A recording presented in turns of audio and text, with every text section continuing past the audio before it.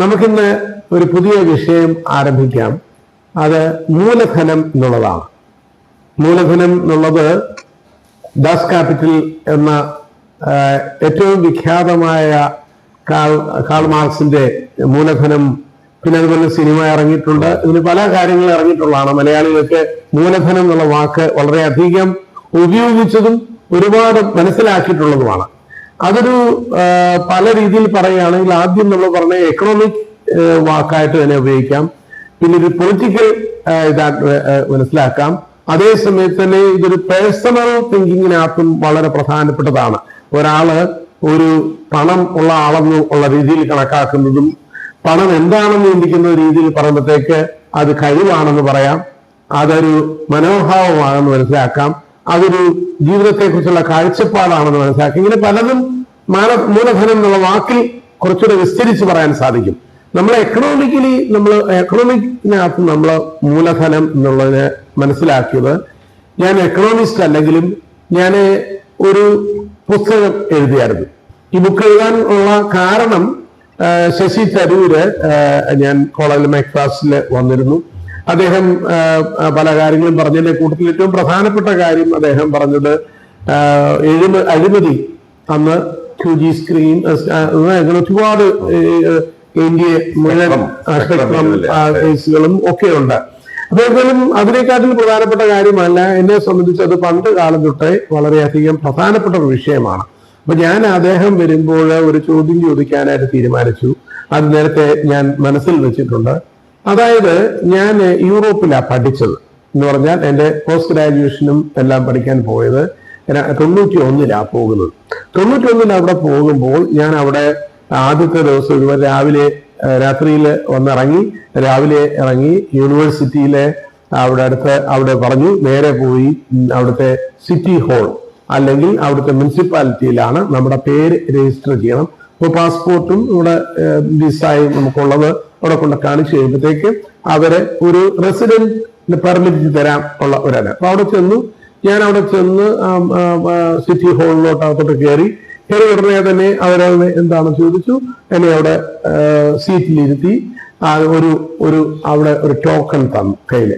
ആ ടോക്കൺ മേടിച്ച് ഞാൻ അവിടെ ഇരിക്കുന്നു. എന്റെ നമ്പർ 23 ആയിരുന്നു. 23 വന്നപ്പോഴത്തേക്ക് ആ ഒരു കൗണ്ടർ വന്നു. അവിടോട്ട് പോയി ഞാൻ ഇരുന്നപ്പോഴത്തേക്ക് അവർ ഇതെല്ലാം മേടിച്ചിട്ട് പറഞ്ഞു, വി അണ്ടർസ്റ്റുഡ് ദാറ്റ്.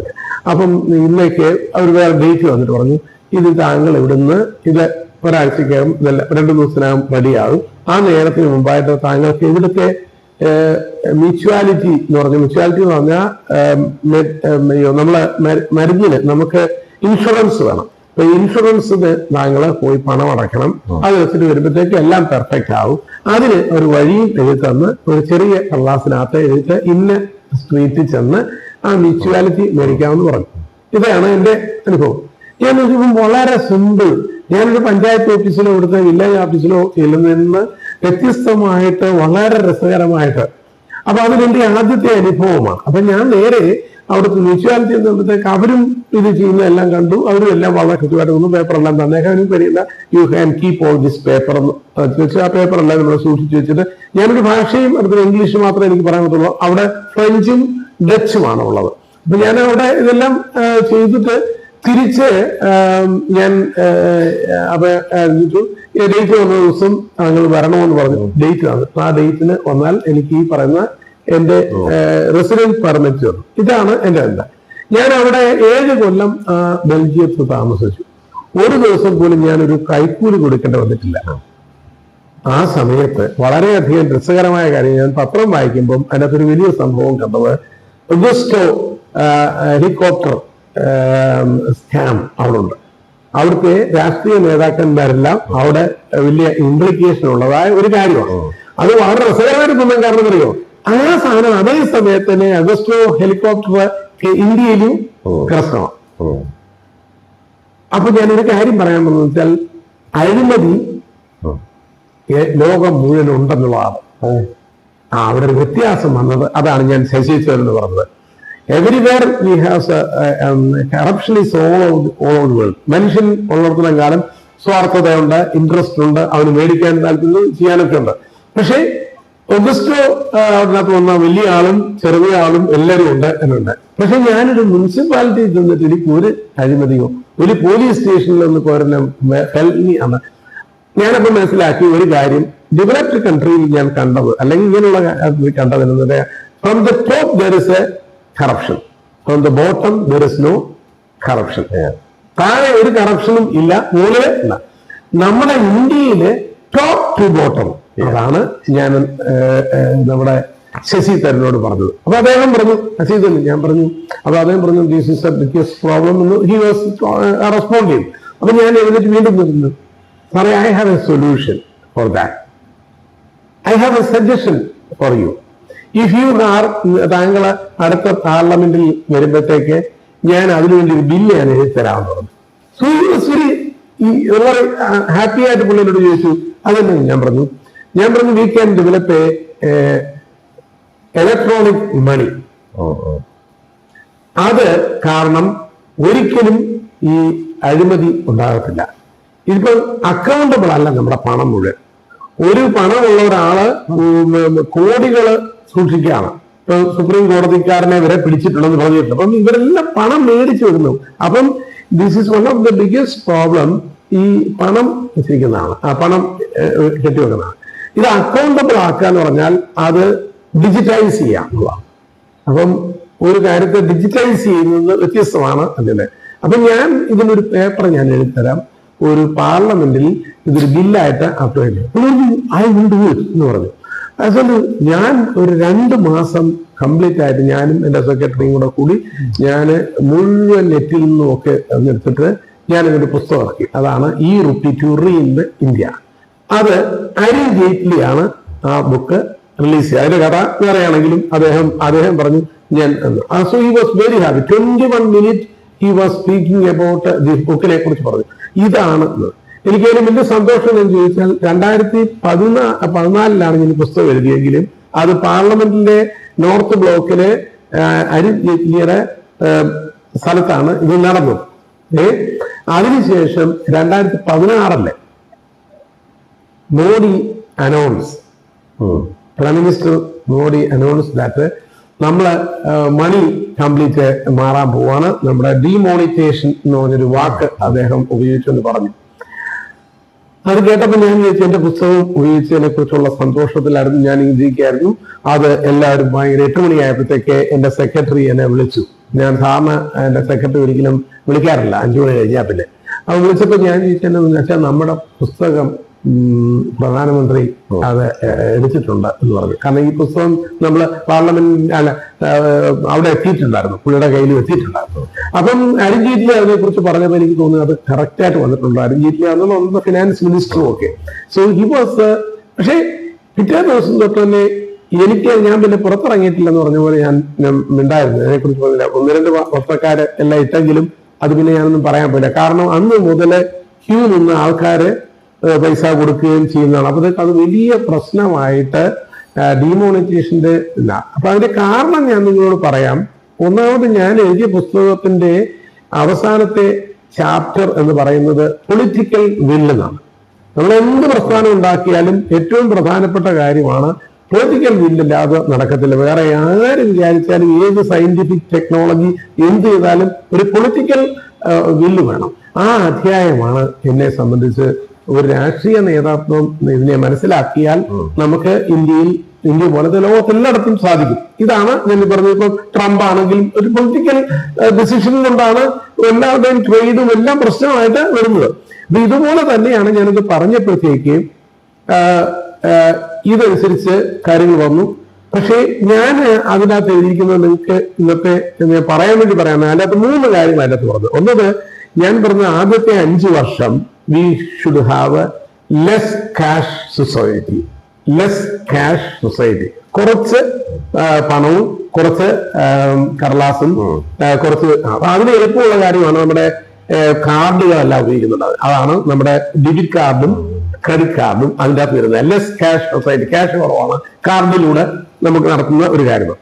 പിന്നെ സെക്കൻഡ് 5 വർഷം അതായത് ഗവൺമെന്റ് പൊളിറ്റിക്കൽ തീരുമാനത്തിനകത്ത് ഞാൻ അറിയുന്ന രണ്ടാമത്തെ നമ്മളപ്പോഴത്തേക്ക് ഒരു 250 രൂപ കൂടിയ പണം വേണ്ട. എല്ലാത്തിനും കുറച്ചധികം ക്യാഷ് മതി. അത് 750 അപ്പുറത്തൊരു എനിക്ക് ആവശ്യമില്ല. കാരണം അമേരിക്കയിലാണെങ്കിലും $100 ഉണ്ട് ഏറ്റവും വലിയ സാധനം. നമ്മളിവിടെ 1000 രൂപ ഉണ്ടെങ്കിൽ 1000 രൂപ ഉപയോഗിച്ചാൽ നമ്മളിവിടെ റോട്ട് തന്നെ മേടിക്കാം. അങ്ങനത്തെ സിറ്റുവേഷൻ. കാരണം മനുഷ്യരെ അത്രമാത്രം. അപ്പൊ ഇതായിരുന്നു ആ സിറ്റുവേഷൻ ഉണ്ടായത്. സെക്കൻഡ് കാര്യം ഞാൻ പറഞ്ഞത് അടുത്ത ഇപ്പം less cash society, cashless society. The third one is demonetization. Demonetization, പണം ഇല്ലാതാക്കുന്നതിനാണ് ഡീമോണിറ്റൈസേഷൻ എന്ന് പറഞ്ഞത്. അപ്പൊ ഈ 3 തലവ പറഞ്ഞേ. പക്ഷെ നേരെ തിരിച്ചു പറ്റിപ്പോയി. ആദ്യം അനൗൺസ് ചെയ്തത് ഡീമോണിറ്റൈസേഷൻ എന്ന് പറഞ്ഞു. അത് എനിക്ക് തോന്നുന്നത് അദ്ദേഹത്തിന് ബ്രീഫ് ചെയ്തതിന്റെ പ്രശ്നമോ അല്ലെ എന്തുകൊണ്ടാണോ അതോ പൊളിറ്റിക്കൽ തിങ്കിങ് ആണോ എന്താണെന്ന് നമുക്കറിയില്ല. ഐ ആം നോട്ട് ഇതല്ല. അപ്പൊ ഇതായിരുന്നു എന്റെ ഒരു പുസ്തകത്തിനകത്തെ ചുരുക്കം പറഞ്ഞത്. പക്ഷേ നമുക്ക് അത് ഇന്നിപ്പോഴേ പൂർണ്ണമായി. ഇന്നിപ്പം ഇന്ത്യയില് നമ്മൾ പറയുകയാണെങ്കിൽ ലെസ് ക്യാഷ് സൊസൈറ്റി ഉണ്ട്, ക്യാഷ്ലെസ് സൊസൈറ്റി ഉണ്ട്. ഇപ്പൊ നമ്മൾ 500 രൂപ കൂടുതൽ ഇപ്പം നമ്മൾ ഉപയോഗിക്കുന്നില്ല. കണ്ടോ, ഇപ്പൊ ഞാൻ 250 പറഞ്ഞെങ്കിൽ 250 രൂപയാണ്. അപ്പൊ ഇങ്ങനെ വരുമ്പോഴത്തേക്ക് നമ്മുടെ ഇത്. അപ്പൊ ഇനിയും ഇതിന്റെ കഥയെക്കുറിച്ച് ഞാൻ പുസ്തകങ്ങളിൽ നിന്നിട്ട് കുറച്ചേറെ കാര്യങ്ങൾ പഠിക്കുന്നതിന് മുമ്പ് പഠിക്കുന്നുണ്ടെങ്കിലും അതിൽ പ്രത്യേകിച്ച് പറയുകയാണെങ്കിൽ നോളജ് എക്കോണമി എന്നുള്ള വാക്കാണ് ഏറ്റവും പ്രധാനപ്പെട്ട ഒരു പ്രധാനപ്പെട്ട വാക്ക്. നമ്മളിത് മൂലധനം എന്ന വാക്ക് ഉപയോഗിക്കുമ്പോഴത്തേക്ക് ഏറ്റവും പ്രധാനപ്പെട്ട കാര്യം ഞാൻ പറഞ്ഞല്ലോ, ഇന്നേക്കൊരു 30 വർഷം മുമ്പ്, അതായത് 91-ലാണ് ഞാൻ ആദ്യമായിട്ട് യൂറോപ്പിൽ ചെല്ലുന്നത്. 93-4 ആയപ്പോഴത്തേക്ക് ഞാൻ അവിടെ യൂറോപ്യൻ യൂണിയനിലെ പല സെമിനാറുകളും അവിടുത്തെ ഡോക്യുമെന്റ്സും ഒക്കെ പത്രങ്ങളിലും അല്ലാതെയും സെമിനാറിലും ഒക്കെ. അപ്പൊ അവിടെ ഒരു വാക്ക്, 2-3 വാക്കുകൾ എനിക്ക് വളരെയധികം ഇഷ്ടപ്പെട്ട ഒന്നാണ്. ഒന്ന്, knowledge society. Future society will be knowledge society bar knowledge economy. ഇതായിരുന്നു എന്റെ കഥ. അത് കേട്ടപ്പോഴത്തേക്ക് ഞാൻ വളരെ രസകരമായിട്ട് തോന്നി. അടുത്തൊരു വാക്കാണ് എനിക്ക് സസ്റ്റൈനബിലിറ്റി. ഈ വാക്കും ഞാൻ നോക്കിയെന്ന് പറഞ്ഞാൽ ഇത് എന്നാണ് മനസ്സിലാക്കുക. അന്നത്തെ കാലത്ത് ഇംഗ്ലീഷിനകത്താണ് നമുക്ക് സസ്റ്റൈനബിലിറ്റി ഒരിക്കലും ആരും ഉപയോഗിച്ചിട്ടില്ലാത്തതുകൊണ്ട് നമുക്കത് വായിച്ചിട്ടില്ല, എന്നാണ് മനസ്സിലായിട്ടില്ല. അപ്പൊ ഞാനിതൊന്നും ആലോചിച്ചത് അത് ഡിക്ഷണറി തന്നെ എക്സ്പ്ലെയിൻ ചെയ്യുന്നില്ല. അങ്ങനെ പ്രത്യേകിച്ച് സസ്റ്റൈനബിലിറ്റി ഉണ്ടെങ്കിലും അതിന് എന്താണ് അതിന്റെ കണ്ടന്റ് എന്ന് ചോദിച്ചാല് ആ വാക്കുണ്ട്, പക്ഷെ ആ വാക്കിനെ അകത്ത് എന്ത് ഉൾപ്പെടുന്നു എന്നുള്ള ചോദിച്ചാല് ആർക്കും അറിയത്തില്ല. ഇതാണല്ലോ നമ്മൾ പറയുന്ന ഓരോ വാക്കുകൾ ഉപയോഗിക്കുന്നുണ്ട്. ഇവിടെ ഞാനത് കഴിഞ്ഞിട്ട് ഞാൻ തിരിച്ച് ഇടയ്ക്ക് അവധിക്ക് വന്നപ്പോഴത്തേക്ക് ഇവിടുത്തെ എല്ലാ ബോർഡിലൊക്കെ ഒരു വാക്ക് കേട്ടതാണ്. അന്ന് വരെ മലയാളത്തിൽ ഞാൻ കേട്ടിട്ടില്ലാത്ത ഒരു വാക്ക് കേട്ടു. അതായത് പറഞ്ഞത് മനുഷ്യര് ചേഞ്ചസ് വരുന്ന കാര്യം പറയാണ്. ഞാൻ 10-7 വർഷം ഞാൻ തിരിച്ചു വന്നപ്പോഴത്തേക്കുള്ള ബോർഡ് വായിച്ചപ്പോഴത്തേക്ക് ഒരു കാര്യമാണ്, അടിപൊളി കളക്ഷൻസ്. പുതിയ വാക്കുകൾ വന്നു. അടിപൊളി. എനിക്ക് ഇതിന്റെ അർത്ഥം മനസ്സിലായില്ല. അടിപൊളി ഇല്ലാത്തല്ല അർത്ഥം, അടിപൊളി എന്നുള്ള വാക്കിന്റെ അർത്ഥം പിടികിട്ടുന്നില്ല. എന്താണോ ഉദ്ദേശിക്കുന്നത്? ഇപ്പം ചില ഉഗ്രം എന്നുള്ള വാക്ക് ഉപയോഗിക്കുന്നു, ചിലത് ഇന്ന് മലയാളത്തിൽ നിന്ന് പല വാക്കുകൾ ഉപയോഗിക്കുന്നവരുടെ പിള്ളേർ അത് പെൺകുട്ടികളും പലരും ആൺകുട്ടികളും പറഞ്ഞത് തേക്കുന്നതെന്ന് എനിക്ക് മനസ്സിലായതാണ്.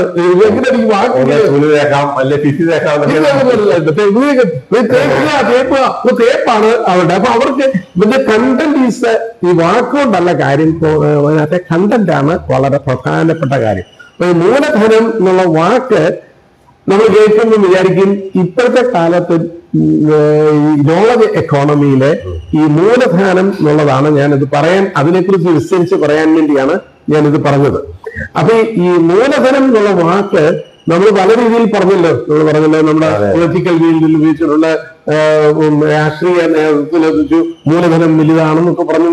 മൂലധനം മൾട്ടിനാഷണൽ കമ്പനികൾ ഉണ്ടാക്കുന്നു, അവരുണ്ടാക്കുന്നു, അല്ലെങ്കിൽ പണക്കാരനും പാവപ്പെട്ടവനും. അപ്പം ഇത് യഥാർത്ഥമായിട്ട് പറയുകയാണെങ്കിൽ കാൾ മാർക്സിന്റെ കാലഘട്ടത്തിലെ, അത് ഇൻഡസ്ട്രിയൽ റവല്യൂഷന്റെ കാലഘട്ടത്തിലെ ഒരു കഥയാണ് അത്. എന്നാൽ ഞാൻ ചരിത്രം പറയുകയാണെങ്കിൽ അങ്ങനെയല്ല. ഈ ലോക സമൂഹം യഥാർത്ഥമായിട്ട് പല സ്റ്റേജസിലാവുന്നത്. ഒന്നാമത്തെ സ്റ്റേജ് പറഞ്ഞ അഗ്രേറിയൻ സൊസൈറ്റിയാണെന്ന് പറഞ്ഞത്, അഗ്രേറിയൻ എക്കോണമി. അപ്പം അന്ന് മനുഷ്യൻ സിസ്റ്റമാറ്റിക് ഉള്ള കൃഷി തുടങ്ങിയപ്പോഴാണ്.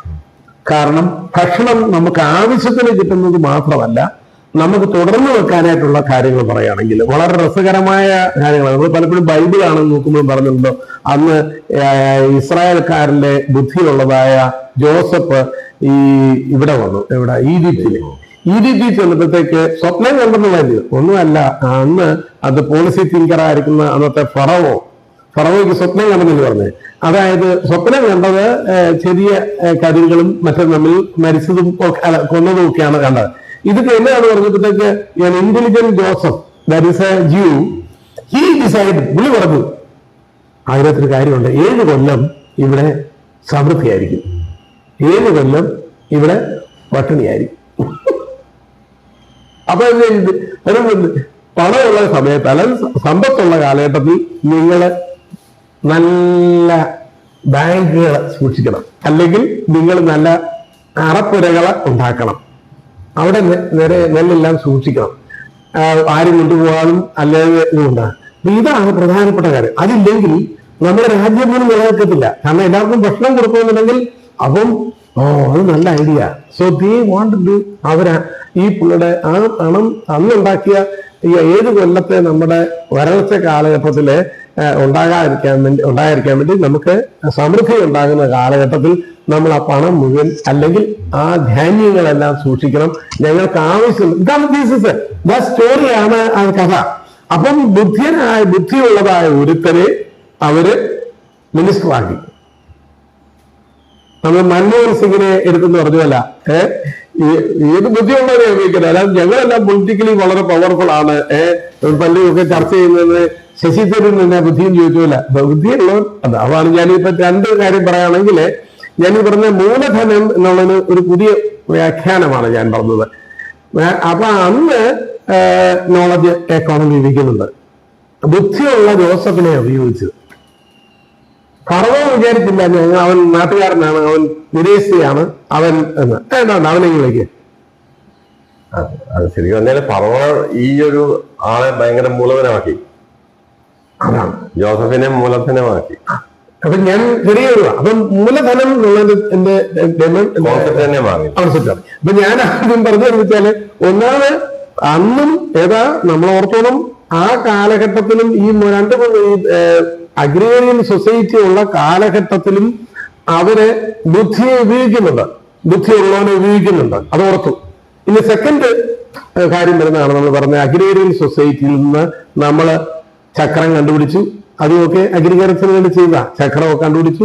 ചക്രങ്ങളെല്ലാം തമ്മിൽ ചേർത്ത കളക്ട് ചെയ്യാന്ന്. അപ്പൊ നമ്മൾ മൂവ് ചെയ്യാനുള്ള സാധനങ്ങൾ കണ്ടുപിടിച്ചു. അങ്ങനെ ഇൻഡസ്ട്രിയൽ റവല്യൂഷൻ ആണ് നമുക്ക് സെക്കൻഡ് 12ാം നൂറ്റാണ്ട് 14ാം നൂറ്റാണ്ടും ഒക്കെ ആയപ്പോഴത്തേക്ക് ഇൻഡസ്ട്രിയൽ റവല്യൂഷൻ ആണ്. അപ്പൊ ഇവിടെയും 2 കാര്യമാണ്. ഒരു ഭാഗത്ത് ബ്രെയിനും ഉണ്ട്, ഒരു ഭാഗത്ത് മാൻ പവറുണ്ട്. അപ്പം 2 കാര്യമുണ്ട്. അന്നത്തെ കാലഘട്ടത്തില് നമ്മള് അഗ്രേറിയൻ കാലഘട്ടത്തിൽ സാറേ ഈ പ്രധാനപ്പെട്ട പോയിന്റ് എന്ന് ചോദിച്ചാല്, അന്ന് ബുദ്ധിയുള്ളവരുമുണ്ട്, അതായത് കങ്കാണികളും ഒക്കെ വെച്ചുകൊണ്ടാണല്ലോ കാര്യങ്ങളുണ്ട്, സൂപ്പർവൈസേഴ്സ് ഉണ്ട്. അതേ സമയത്ത് അത് ബ്രെയിൻ ഉപയോഗിക്കുന്നവരും അതിന് കുറെ പറഞ്ഞ ആൾക്കാരുണ്ട്. ഇങ്ങനെ നമ്മൾ കെട്ടിടം ഇങ്ങനെ ഉണ്ടാക്കി ഇങ്ങനെ വെച്ചാൽ അതിന്റെ സൂക്ഷിക്കണം, അവിടെ ഇതൊന്നും കയറല്ലേ, എല്ലാം കയറും. അപ്പൊ അതിന് വേണ്ട സജ്ജീകരണങ്ങളുണ്ട്. അതിനെതിരായിട്ടുള്ള സാധനങ്ങളെയൊക്കെയാണ് അല്ല പാമ്പ് കയറണേ മറ്റത് കയറണേ എല്ലാം പ്രൊട്ടക്ട് ചെയ്യാനുള്ളതായ സജ്ജീകരണങ്ങൾ. പിന്നെ അത് ഉണങ്ങി പോവാതിരിക്കല്ലേ, അല്ലെങ്കിൽ അത് റിസർവ് ചെയ്യേണ്ടതിനാണ്. പിന്നെ അല്ലെങ്കിൽ പോസ്റ്റ് ഹാർവെസ്റ്റ് എന്നിപ്പോ പറയുന്ന വാക്കാണ് പോസ്റ്റ് ഹാർവെസ്റ്റ്. നമ്മുടെ വെല്ലുമയൊക്കെ ചെയ്ത കാര്യമാണ്. അതായത് മാങ്ങാനുള്ള സമയത്ത് അല്ലാത്ത സമയത്തൊക്കെ അത് ചെയ്യാം. അല്ല പഴം ഉണ്ടെങ്കിൽ സൂക്ഷിച്ചു വെച്ചിട്ട് അത് വേറെ കച്ചവടം നടത്തണമെങ്കിൽ ഉടനെ ഇതൊക്കെ വീട്ടിൽ നമുക്ക് ആർക്കെങ്കിലും പിള്ളേർക്ക് കൊടുക്കണം. അത് so this is the people are using their brain as well as they were using manual work. ഈ ഇൻഡസ്ട്രിയൽ റവല്യൂഷൻ വന്നപ്പോഴത്തേക്ക് ഈ മാനുവൽ വർക്ക് ഒന്ന് കുറയ്ക്കാനായിട്ട് പരിശ്രമിച്ചു. കുറച്ചുകൂടെ പ്രൊഡക്ഷൻ കൂട്ടണം എന്നുള്ള ചിന്ത വന്നപ്പോഴത്തേക്കാണ് അവിടെ നേരെ കൂടുതൽ ഇത് ഉപയോഗിക്കാൻ തുടങ്ങി. മെക്കനൈസേഷൻ. ഈ മെക്കനൈസേഷനാണ് അവർക്ക് നമ്മള് മൂലധനം എടുക്കുന്നവർക്ക്. അപ്പോഴത്തേക്ക് അങ്ങനെയാണ് എക്കണോമിക്സ് വന്നു. അപ്പോഴത്തേക്ക് അല്ല, അതിന്റെ കാൾ മാർക്സിനെ പറ്റിയത് he did everything on an assumption that there will be no change from the other party. ഈ പറയുന്ന ഫൈനാൻസും എക്കണോമിക്സും മൂലധനവും അതിന്റെ ഉപയോഗവും അതിന്റെ സമാഹരണവും അതിന്റെ ചൂഷണവും അതുപടി നിലനിൽക്കുക എന്നുള്ളൊരു അസംഷനിലാണ് ആ സാധനം എല്ലാം കെട്ടിപ്പോയത്. സൊസൈറ്റി അത് കഴിഞ്ഞിട്ട് കാലം കഴിഞ്ഞപ്പം സൊസൈറ്റി കുറെ കൂടെ ലിബറൽ ആവുകയും took care of the other thing. മനസ്സിലായി, സോഷ്യൽ വെൽഫെയർ ഒക്കെ ഇതിനകത്ത് ഇൻകോർപ്പറേറ്റ് ചെയ്തിപ്പം ശരിക്കും പറഞ്ഞാൽ മൂലധനം ഭയന്നിരുന്ന ആ പുസ്തകത്തിലെല്ലാം കാലമായിട്ട് വരച്ചു കാട്ടുന്ന ആ ഒരു ഭീതികരമായ ആ സാഹചര്യം സമൂഹത്തിൽ ഉണ്ടായില്ല. That is not actually happen in Europe. അത് നമ്മളത് ഞാൻ കുറച്ചുകൂടെ സിസ്റ്റമാറ്റിക് ആയിട്ട് പറയുകയാണെങ്കിൽ ഞാൻ പറഞ്ഞത് അഗ്രേറിയൻ റവല്യൂഷന് ശേഷം ഉണ്ടായതാണ് ഇൻഡസ്ട്രിയൽ റവല്യൂഷൻ. അത് കഴിഞ്ഞിട്ട് ആ ഇൻഡസ്ട്രിയൽ റവല്യൂഷൻ ഒരു 19ാം നൂറ്റാണ്ടിന്റെ എൻഡ്, ഇപ്പം പറയുകയാണെങ്കിൽ 20ാം നൂറ്റാണ്ടിന് വരെ ഇൻഡസ്ട്രിയൽ റവല്യൂഷനാണ് വന്നത്. അപ്പോഴാണ് ഒരുപാട് ടെക്നോളജികൾ ഡെവലപ്പ് ചെയ്യുന്നത്. അതിലൊന്നാണ് ഇലക്ട്രിസിറ്റി കണ്ടുപിടിച്ചത്. എത്രയും നേരവും മാൻ പവർ ഉണ്ടാകും. അതിനുശേഷം സ്റ്റീം എൻജിൻസ് വന്നു. അതിന്റെ അകത്തന്നെ, അതായത് ഇതിന്റെ അകത്തന്നെ റെവല്യൂഷൻസ് അങ്ങ് കൂടി. ഒന്ന് സ്റ്റീം എൻജിൻ, അടുത്തത് ഇത് വന്നു, ഇലക്ട്രിസിറ്റി വന്നു. അങ്ങനെ വന്നപ്പോഴത്തേക്ക് അതിൻ്റെതനുസരിച്ചുള്ള ഒരുപാട് തലങ്ങൾ വരികയാണ്. റേഡിയോ വന്നു, കമ്മ്യൂണിക്കേഷൻ, മറ്റ് കാര്യങ്ങൾ വന്നു. അപ്പം ഈ ആ കാലഘട്ടത്തിൽ അന്നേരം അദ്ദേഹം ഒരു ലോകത്തെക്കുറിച്ചും പൊളിറ്റിക്കൽ സിസ്റ്റത്തെക്കുറിച്ചും എഴുതിയ പുസ്തകമാണ് ഈ ഡാസ് കാപ്പിറ്റൽ ഉള്ളത്.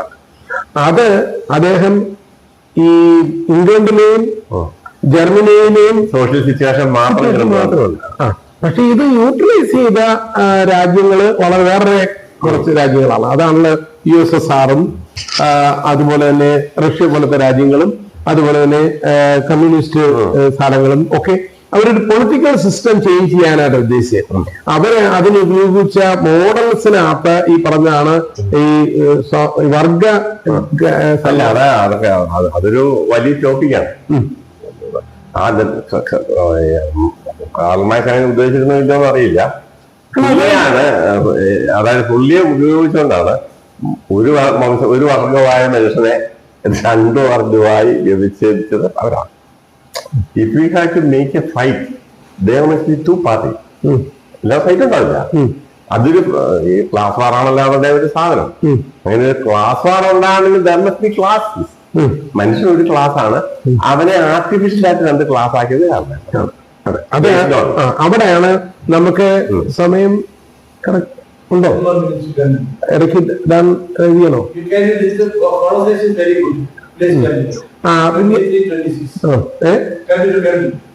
ഇവിടെ ബ്രേക്ക് ചെയ്യാം.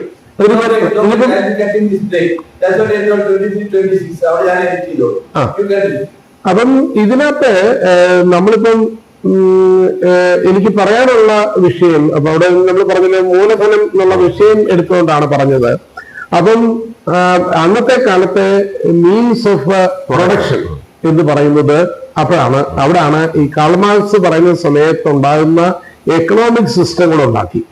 അതിനാണ് അദ്ദേഹത്തിന്റെ ഈ പൊളിറ്റിക്കൽ സിറ്റുവേഷന്റെ കൂട്ടത്തിൽ, അല്ലെ അദ്ദേഹത്തിന്റെ എക്കണോമിക്സിനകത്ത് അദ്ദേഹം ക്ലാസ് മാറുന്നൊക്കെ അത് സോഷ്യോളജിക്കൽ കാര്യം പറഞ്ഞെങ്കിലും അദ്ദേഹം പറഞ്ഞ ഒരു കാര്യമാണ് ലേബർ ആൻഡ് ക്യാപിറ്റൽ.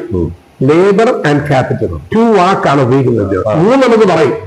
3 ലേബർ മനുഷ്യ ശക്തി എന്നു. മൂലധനം എന്ന് പറയുന്നത് ലാൻഡാണ്. അപ്പൊ ലാൻഡ് ആൻഡ് ഇതുമാണ്. അപ്പൊ സർപ്ലസ് അല്ല, അത് രണ്ടുമാണ് ആരുടെ കയ്യിലുണ്ട്, എങ്ങനെ ഇരിക്കുന്നു എന്നുള്ളതാണ് എന്റെ ക്ലാസ് വാല്യൂ. പണം ഒരുപാടുള്ള ആൾക്കാരും ലാൻഡ് ഉള്ളവരും എല്ലാം കൂടെ, പണവും ലാൻഡും കൂടെ ഉള്ള ഒരാളാണ് യഥാർത്ഥ ബൂർഷുവായിട്ട്. പുള്ളി കണ്ടതിന്റെ ഒരു കുഴപ്പം എന്താ വെച്ചാൽ പുള്ളി ഓർക്കുന്നത് അന്ന് പുള്ളി ആന്റിസിപ്പേറ്റ് ചെയ്തത് ഇത് അക്യുമുലേറ്റ് ചെയ്തിട്ടുണ്ട്. എന്നാൽ ഇതിലെല്ലാം ലോകമുള്ള മുഴുവൻ ഇത് മേടിച്ചു കൂട്ടിയിട്ട് വേറെ ആർക്കും ഒന്നും ഇല്ലാതായി പോകും എന്നാണ്. അപ്പൊ അടുത്ത ഒരു കാര്യം അതിന്റെ കൂട്ടത്തിലാവുന്നത് ലേബർ എന്ന് പറഞ്ഞൊരു ഭാഗമുണ്ട്. അത് മനുഷ്യൻ തന്നെയാണ്. ഇപ്പം ഞാനിന്ന് ജോലിക്ക് വന്നില്ലെങ്കിൽ അങ്ങനെയുള്ളവരങ്ങനെ ഒരു ക്ലാസ് ഉണ്ടാക്കി നിങ്ങളുടെ കാര്യങ്ങളും സർവ്വരാജ്യത്തൊഴിലാളികളും സംഘടിക്കുകയും നഷ്ടപ്പെടാനൊന്നുമില്ല എന്നൊക്കെയുള്ളത് പറഞ്ഞ ആ ഒരു റെവല്യൂഷണൽ തിങ്കിങ് ആണ് അദ്ദേഹം കൊടുത്തത്. അപ്പൊ ഈ ലേബർ ഗ്രൂപ്പിനെയാണ് നോക്കുന്നത്. അപ്പം പോളിട്രേറ്റ് ആൻഡ് ക്ലാസ് ആണ് അതിന്റെ അകത്ത് പറഞ്ഞിരിക്കുന്നത്. അപ്പൊ ഇന്നത്തെ അതിന് മാത്രമല്ല അന്നത്തെ വരെ ഉള്ളതായ സാമ്പത്തിക വ്യവസ്ഥ. പക്ഷെ അവിടെ ഒരു രണ്ട് കാര്യം മനസ്സിലാക്കേണ്ട ഒരു കാര്യം, അവിടാണ് ഞാനിപ്പം ഈ നോളജ് എക്കോണമിയിലേക്ക് പോകുന്നത്. അത് പലർക്കും അത് കൃത്യം അറിയാതെ വരുന്നതുകൊണ്ടാണ് പലപ്പോഴും വരുന്നത്. അതിൽ ഏറ്റവും പ്രധാനപ്പെട്ട പോയിന്റ് ആണ് നമ്മൾ പറഞ്ഞത്, ലേബർ ഉണ്ട്, ക്യാപിറ്റലും. ഒരു മൂന്നാമതൊരു ഒരു ഒരു മൂലധനമുണ്ട്. അത് ഈ ഏറ്റവും കൂടുതൽ വിവിഡായത്, ഞാൻ പറഞ്ഞല്ലോ ജോസഫിന്റെ കാലത്ത് ബ്രെയിൻ തൊട്ടുണ്ട്, എല്ലാവർക്കും ബ്രെയിൻ ഉണ്ടെന്ന് പറഞ്ഞത്. അതായത് ഈ നമ്മളെ മൂന്നാമത്, അതായത് രണ്ട് ഗ്രൂപ്പ് ഉണ്ടാകും. ഒന്ന് ലേബർ പാർട്ടി എന്ന് പറഞ്ഞാൽ മാനുവൽ വർക്കർ, അവരെയാണ് കണക്കാക്കിയത്. പക്ഷെ ഇന്നിപ്പോഴേ, അതായത് പീറ്റർ ട്രക്ക് എന്ന് പറഞ്ഞൊരു ഒരു എഴുത്തുകാരനായ അല്ലെങ്കിൽ മാനേജ്മെന്റ് വിദഗ്ധനാണ് പീറ്റർ ട്രക്ക്, അമേരിക്കയിലുള്ള.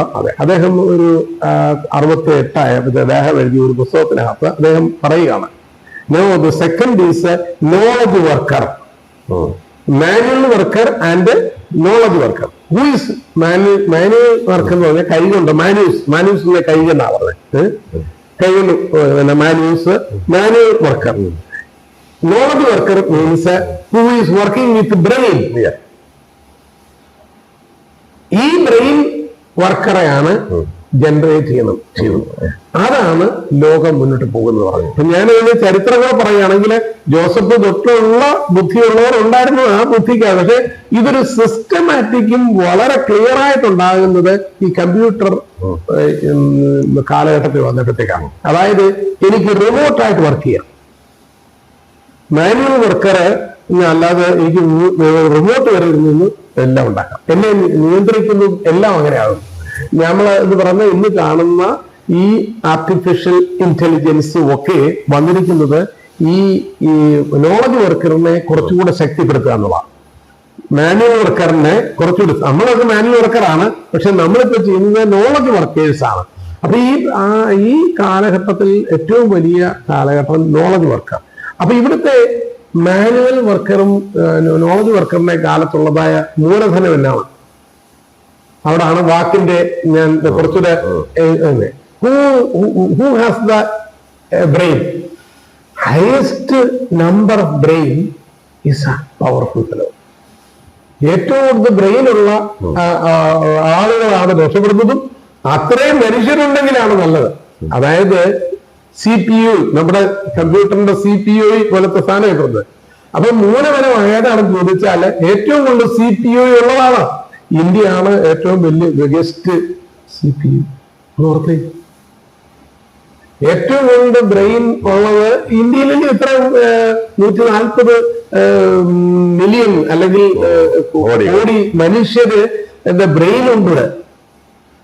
അപ്പം നമ്മളിവിടെ ആർട്ടിഫിഷ്യൽ ഇന്റലിജൻസിന് അപ്പുറത്തോട്ട് പോകാൻ പറ്റുന്ന ഒരു കാര്യമാണ്. പക്ഷെ അവിടെ അല്ല, ആർട്ടിഫിഷ്യൽ ഇന്റലിജൻസ് എന്ന് പറഞ്ഞത് അതിനെ ഹെൽപ്പ് ചെയ്യുന്ന സാധനമാണ്. നമ്മുടെ മനുഷ്യൻ ഇല്ലെങ്കിൽ അവിടെ ആവശ്യമില്ലല്ലോ, അവരുടെ ആവശ്യമില്ല. ആ മൂലധനമാണ് ഏറ്റവും പ്രധാനപ്പെട്ടത്. അപ്പൊ ഓർത്തോളം, മൂലധനം വെറും ലാൻഡ് മാത്രമല്ല, അവിടുത്തെ വർക്കർ മാത്രമല്ല, അതിനപ്പുറത്ത് നോളജ് വർക്കേഴ്സ് ആണ്. ദാറ്റ് ഈസ് ദ മൂലധനം. ഇന്നത്തെ കാലഘട്ടത്തെ മൂലധനം എന്ന് പറയുന്നത് നോളജ് ആണ്. അപ്പോൾ അതുകൊണ്ടാണ് നമ്മൾ പറഞ്ഞത് ഏറ്റവും കൂടുതൽ invest on education, develop your brain power. That will make you more great. അത് ഇന്ത്യ ക്യാൻ